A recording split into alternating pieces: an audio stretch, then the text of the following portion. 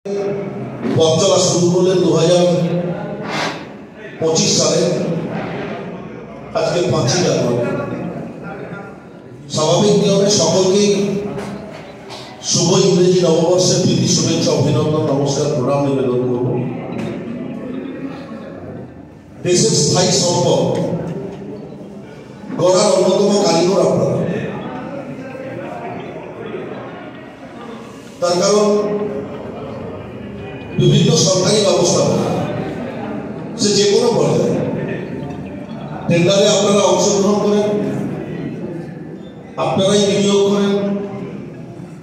পরবর্তীকালে যে দপ্তরের টেন্ডারে আপনারা অংশগ্রহণ করেন তারা আপনাদের বিল নিশ্চিতভাবে সাবমিট করে দেন। আপনারা কিন্তু প্রথমেই নিজস্ব অর্থ ইনভেস্টমেন্ট করেন, স্থায়ী সম্পদ তৈরি করেন। তবে এই জায়গায়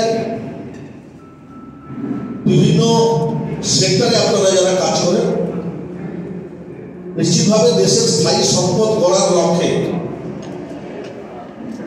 কোনো ধরনের যাতে সমস্যা না হয় তার দিকে আপনাদেরকে দৃষ্টি রাখতে বলব।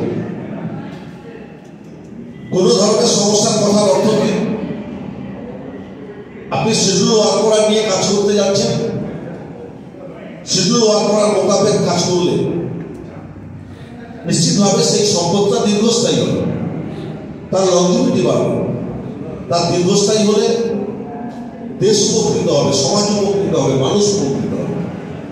তো এই জায়গায় স্থায়ী সম্পদ গড়ার ক্ষেত্রে আপনারা গুরুত্বপূর্ণ ভূমিকা পালন করে চলেছেন, বিগত দিনে করেছেন।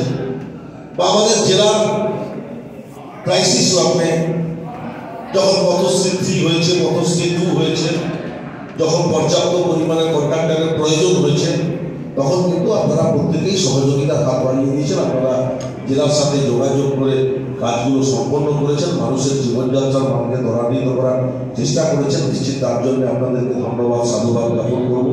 তার কারণ পথশ্রী 3, পথশ্রী 2, পথশ্রী 1 এই সমস্ত কাজগুলোতে কতটা প্রফিট কী ব্যাপার আপনারা কন্ট্রাক্টরে জানেন, বিস্তারিত বলার প্রয়োজন নেই। তো সেক্ষেত্রেও আপনারা কিন্তু পিছিয়ে যাবেন। আপনারা কিন্তু এগিয়ে এসছেন, জেলাকে সহযোগিতা করেছেন, জেলার উন্নয়ন কর্মযজ্ঞে আপনারা নিজেদেরকে নিয়োজিত করেছেন। সামনের দিনেও প্রত্যাশা রাখুন এই ধরনের সহযোগিতা করে জেলার উন্নয়নকে এগিয়ে নিয়ে যাবেন। এই আবেদন থেকে সকলকে শ্রদ্ধা নমস্কার প্রণাম নিবেদন করে আমার ছোট্ট কথা শেষ করলাম। সকল ভালো।